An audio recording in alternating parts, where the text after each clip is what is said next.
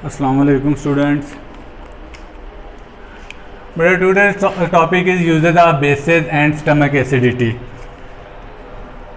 Uses of bases में हम सबसे पहले सोडियम हाइड्रोक्साइड,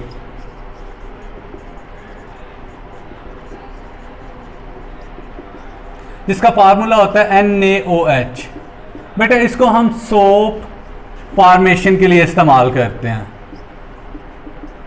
इजी सा इसका यूज है, आपने इसको अच्छी तरह से लर्न कर लेना है। Second one is calcium hydroxide.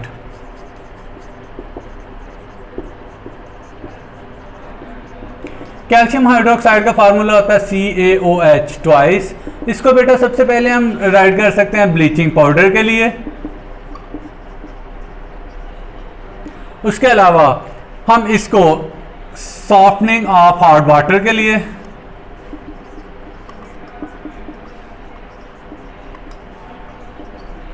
और टू न्यूट्रलाइज एसिडिक सॉइल।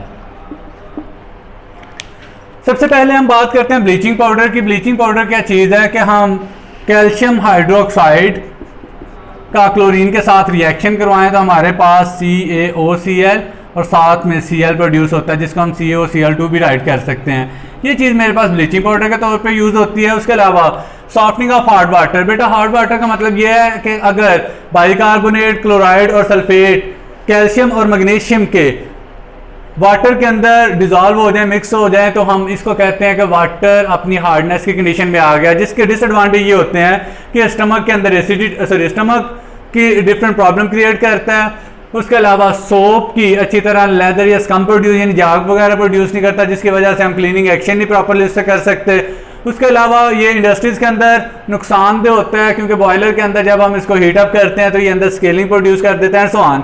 तो इन सारी प्रॉब्लम से बचने के लिए हम कैल्शियम हाइड्रोक्साइड का इस्तेमाल करके उस वाटर को सॉफ्ट कर सकते हैं। उसके अलावा एसिडिक रेन, जो कि carbon dioxide, carbon monoxide, sulphur के ऑक्साइड, नाइट्रोजन के ऑक्साइड, जब ये सारी चीज़ें वाटर वेपर के साथ मिक्सअप होकर डिफरेंट एसिड प्रोड्यूस करते हैं, जो कि एयर के अंदर सस्पेंडेड फॉर्म में होते हैं। जब रेन वाटर नीचे आता है तो ये उसके साथ मिक्सअप होकर उसकी pH को कम करके उसको एसिडिक बना देते हैं। इस रेन को हम एसिडिक रेन का नाम देते हैं।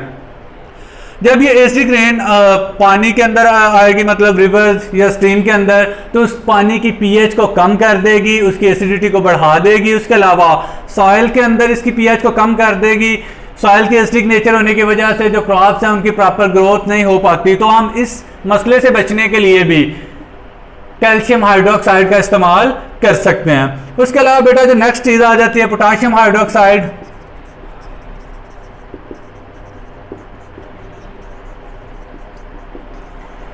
इसका फार्मूला होता है KOH। इस पोटाशियम हाइड्रोक्साइड को हम एल्कलाइन बैटरीज के अंदर एज ए इलेक्ट्रोलाइट इस्तेमाल कर सकते हैं। 9th क्लास 7th चैप्टर में आपने पढ़ा हुआ है व्हाट इज द इलेक्ट्रोलाइट। तो उस पर्पस के लिए भी हम पोटाशियम हाइड्रोक्साइड को इस्तेमाल कर सकते हैं फॉर एल्कलाइन बैटरीज। इससे नेक्स्ट हमारे पास आ जाता है मैग्नीशियम हाइड्रोक्साइड।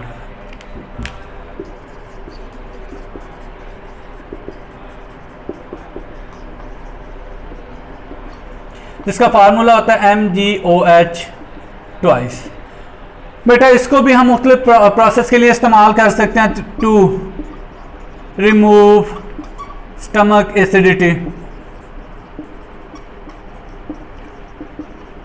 स्टमक एसिडिटी को रिमूव करने का आपने यूज इसका 9th क्लास 6 चैप्टर के अंदर पढ़ा था, सस्पेंशन की एग्जांपल के अंदर। बेसिकली जो इसका मिक्सर होगा उसको हम सस्पेंशन की फॉर्म में राइट करेंगे।